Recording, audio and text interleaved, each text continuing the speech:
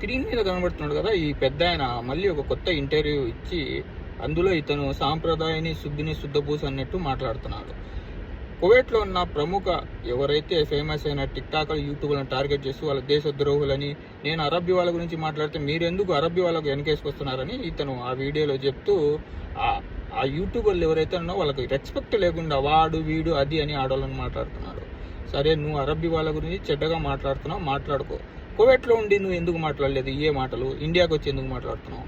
ఎందుకంటే నువ్వు కోవిడ్లో తప్పుడు పనులు చేసి జైల్లో పడి ఇంటికి వచ్చినావు ఫింగర్లు వేయించుకొని. ఇప్పుడు నీకు వయసు అయిపోయింది, నువ్వు వేరే దేశానికి వెళ్ళి 2 రూపాయలు సంపాదించుకోలేవు కాబట్టి ఈ ఇంటర్వ్యూలు ఇచ్చి వాళ్ళు ఇచ్చే డబ్బులతో నువ్వు బతుకుతున్నావు. సరే, అవన్నీ వదిలిపెట్టు. నువ్వు కోవిడ్లో ఉన్న మన ఇండియన్స్కి మంచి చేస్తున్నా, మన ఇండియన్స్కి జరుగుతున్న అన్యాయాలని బయట పెడుతున్నా అని చెప్తున్నావు కదా.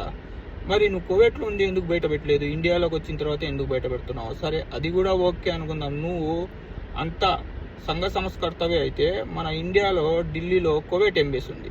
అక్కడికి వెళ్ళేసి ఒక ఫ్లెక్సీ తీసుకెళ్ళేసి మా ఇండియా వాళ్ళకి ఇలా అన్యాయం జరుగుతుందని చెప్పి అక్కడ ఆమరణ నిరాహార దీక్ష చేయి. అప్పుడు నువ్వు మన ఇండియా వాళ్ళకి మంచి చేస్తున్నావని మేమంతా అనుకుంటాం.